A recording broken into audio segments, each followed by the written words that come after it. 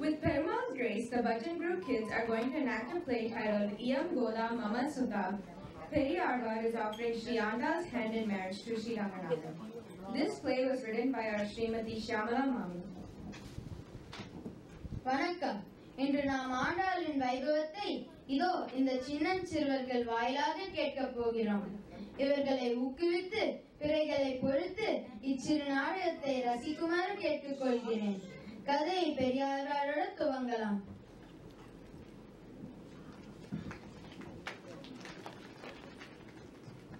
ராஜாதேவி, ராஜாதேவி, இதோ வருகிறேன் சுவாமி. கோவிலுக்கு போக வேண்டும். எல்லாம் தயாரா? அறிவேன் சுவாமி. தங்கள் குழந்தை பசி கொடுக்க மாட்டான். பால், தயிர், வெண்ணெய் இதோ இதிலும் நம் நந்தவனத்தில் அன்றலன்ற புஷ்பங்கள், மாலைகள், துளசி இதோ வைத்துள்ளேன். சென்று பாருங்கள்.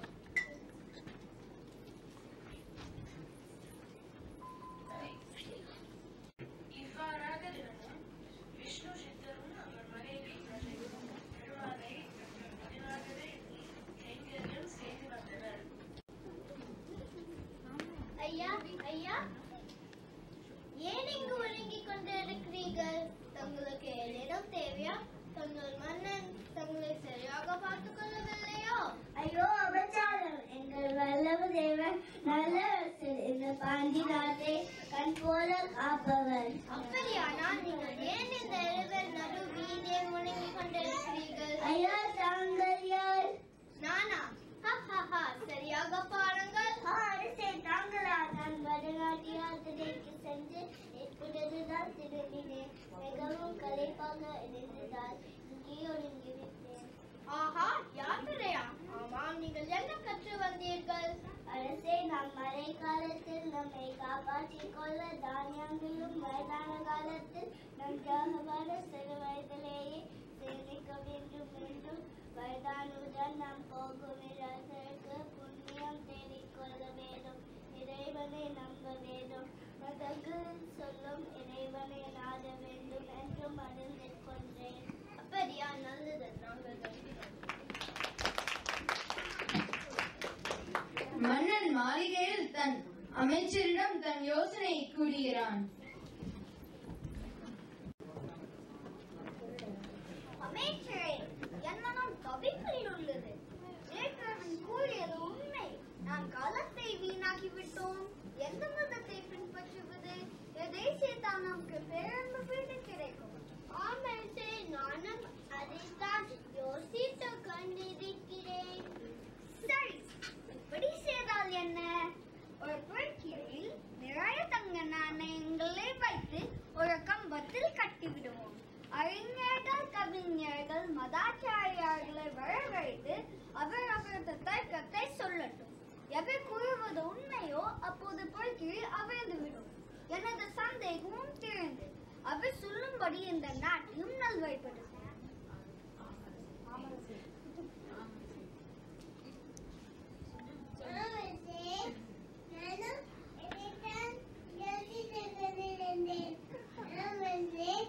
அதுதான் சிறந்த வரும். அப்படியே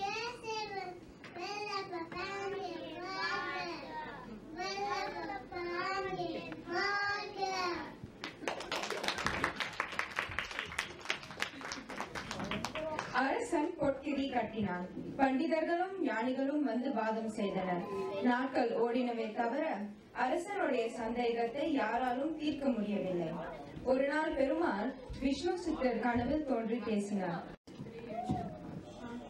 விஷ்ணு சித்தரே, எழுந்திரும்.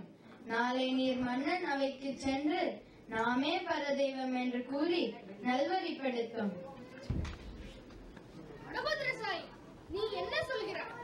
நான் சென்று அரசனுடைய கவலையை தீர்க்க வேண்டுமோ? எனக்கு என்ன தெரியும் கண்ணா? நீ என் குழந்தை அல்லவா? உன்னை சீராட்டி தாளாட்டி பாலூட்டவே எனக்கு நேரம் போதவில்லை. நீயும் என்னை போக சொல்கிறாய். சரி, போகிறேன். ஆஹா, இந்த அரசனுக்கு நான் என்ன சொல்வது? ஆம், நீங்கள் தான் போக வேண்டும். நாம் உமக்கு துணையாக இருப்போம். செல்லுங்கள். விஷ்ணு சித்தர் அரண்மனைக்கு சென்றார்.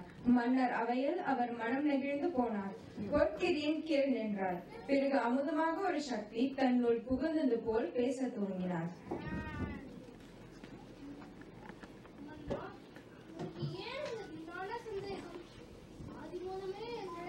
கஜேந்திரனுக்கு அருள் செய்ய ஓடி வந்தது யார்? ஸ்ரீமன் நாராயணர். அற்புத அவதாரங்களாலும் வேதங்களாலும் முழு முதற் கடவுள் என்று கூறப்படுபவன் யார்? மன்னா, நீயா இந்த உலகை காக்கிறவன்? நல்லவோ நம்மை எல்லாம் காப்பவன். யுகந்தோறும் பிரிந்து நமக்காக நம்மை ரட்சித்து தர்மத்தை நிலை நிறுத்த ஒவ்வொரு யுகத்திலும் வருவேன் என்று கூறின கண்ணன் அல்லவோ நம் அருள் தெய்வம். பொற்கிரி அவிழ்ந்து விழுந்தது. ஆஹா, நன்றி ஐயா. பட்டவீரானே, தெரிந்தேன், தன்யனானே.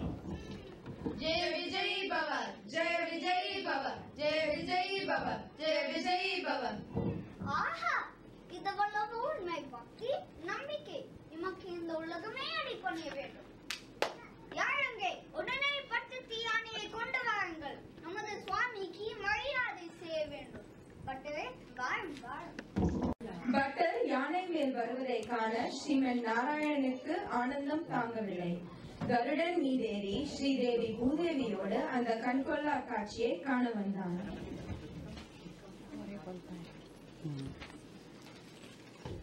சுந்தரமானே, என்ன இது? எனக்காகவா நீ இப்படி வந்தாய்? உனக்கு கல்லிருட்டி பட்டுவிடுவே ஐயா.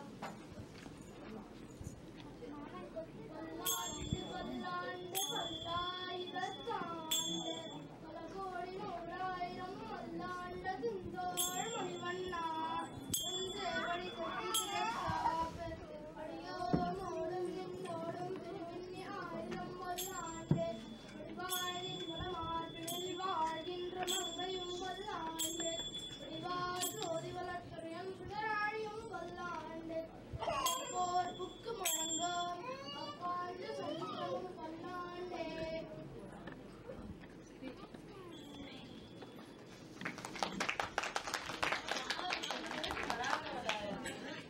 பூமாதேவி அவரிடம் மக்களுடைய லகுவான வழி என்ன என்று கேட்டபோது பெருமாள் அவரை போற்றி அவர் நாமம் சொல்லி மலரால் பூஜித்து வழிபட்டால் எளிதில் உயரலாம் என்று சொன்னார். அதை மனதில் கொண்டு பூமாதேவி தாயார் மக்களுக்கு இந்த லகுவாயத்தை விளக்கும் பொருட்டு ஸ்ரீமன் நாராயணன் திருவருளால் விஷ்ணு சித்தருக்கு மகளாக அவதரிக்க முடிவெடுத்தார். ஸ்ரீவில்லிபுத்தூர் திருத்தலத்தில் ஆடி மாதம் பூர நட்சத்திரத்தில் விஷ்ணு சித்தரின் நந்தவனத்தில் அவதரித்தார்.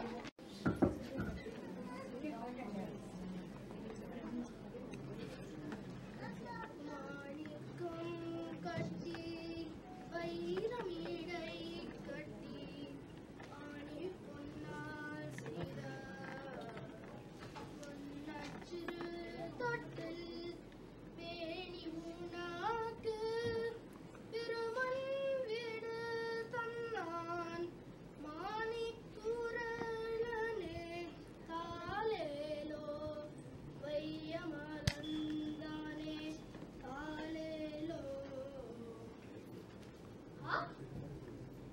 என்ன இது? திருத்துறாய் வனத்திலே தாமரை பூ போன்ற சிறு பிள்ளை. என்ன அழகு! எனக்காகவே வந்தாயோ மகளே? வடபத்திரசாயி, இது என்ன விளையாட்டு? என் குறையை அறிந்து கொண்டாயோ மேகவண்ணா? ரஜை ரஜை, இங்கே வா. நம் நந்தவனத்தில் கோவிந்தனம் கழித்து பரிசீலிப்பார். ஆஹா, பெருளாளா, இந்த குட்டை நீ காக்கப்படும் மகாலட்சுமியே மகளாக வந்தாலோ அந்நியோஸ்மி.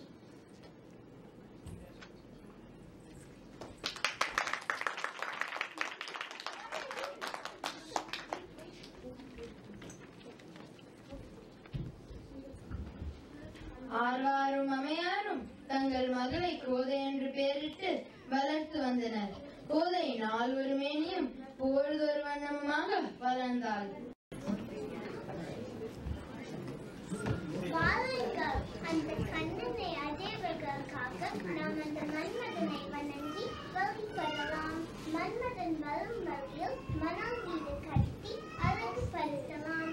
அதிகாலையில் இருந்து நீர் கரைக்கு போய் குளித்து விரதம் மேற்கொள்ளலாம். மணலில் வட்டங்கள் சுழித்து பார்க்கலாம். இடத்தையாக வந்தால் நம் மனம் போல அந்த கண்ணில் சேருவோம் என்று புரிந்து கொள்ளலாம். குழந்தைகளே, என்ன செய்து கொண்டிருக்கிறீர்கள்? அப்பா, நான் இவர்களுக்கு கண்ணனின் கதையை சொன்னேன். அப்படியா? நீ ஏன் சிறுமி, என்ன கதை சொன்னார் அவள்? கூடுங்கள், கேட்போம். சுவாமிகளே, இவர் கண்ணனின் சீதைகளை எல்லாம் தாங்கள் எழுதி இருப்பதை போலவே சொன்னார். கண்ணன் பிறந்தது சிறியர், வளர்ந்ததோ கோகுலத்தில் யசோதையின் மகனாக. கண்ணன் சிறுபலியாக இருந்த போதே சுகணசனை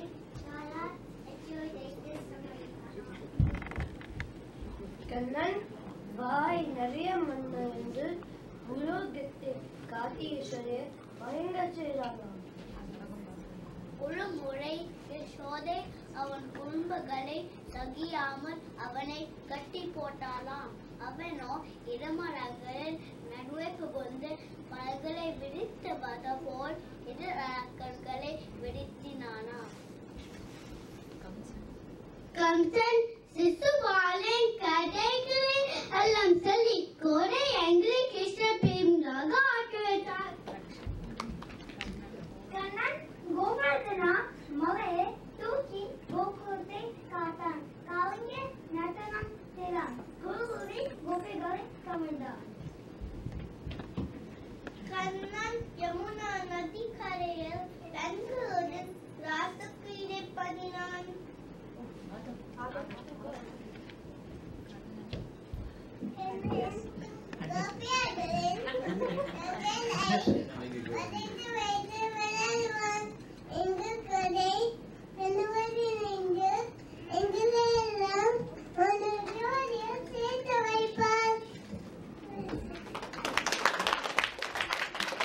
மிக்க மகிழ்ச்சி குழந்தைகளே, நான் வருகிறேன். அப்பா, நான் குளித்து மாறிட்டோம். இந்த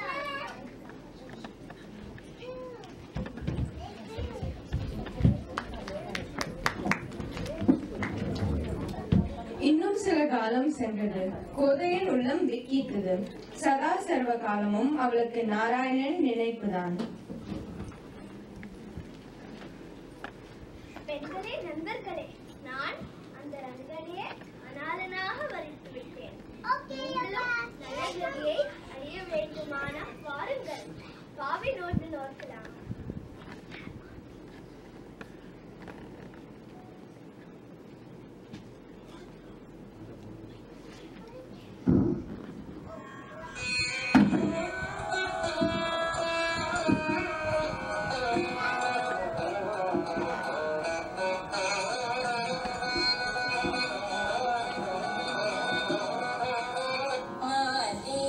மணிவண்ணா மழை நீராட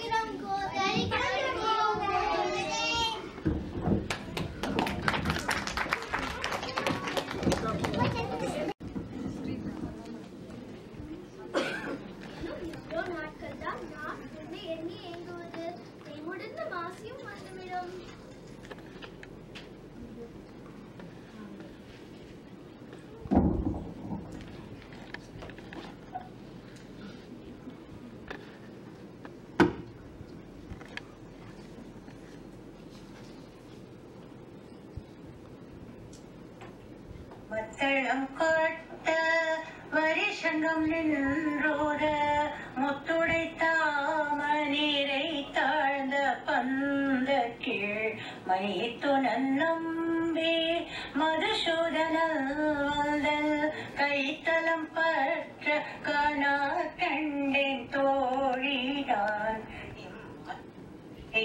ஏழு பிறவிக்கும் பற்றாவான் நம்மை உடையவன் நாராயணன் நம்பி செம்மையுடைய திருக்கையால் தாழ் பற்றி அம்மி மிதிக்க கனா கண்டே தோழிதான்.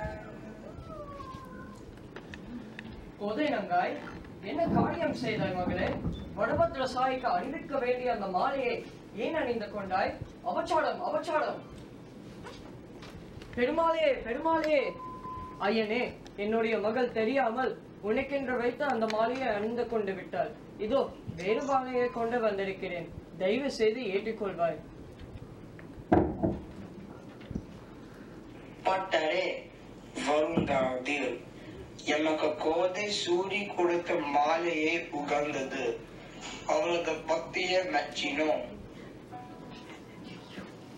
ஆஹா, என்னே வந்தையே, என்ன பேரு பெற்றேன் நான்? அந்த புதியவி என் மகள்தானோ? தாயே, இனி நீ கோதையிலே ஆண்டாள். ஆம், பெருமாளே நீ ஆண்டு விட்டாய். அவன் நீ சூடி கொடுத்த அந்த மாலையை தான் அணிவானா?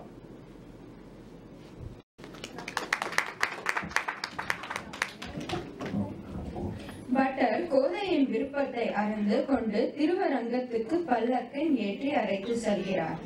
அரங்கனிடம் நெருங்கியதும் கோதை அரங்கனுடன் கலந்து விடுகிறாள்.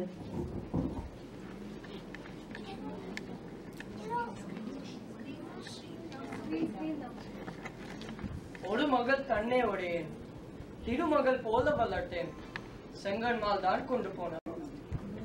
பட்டரே, கவலை வேண்டாம்.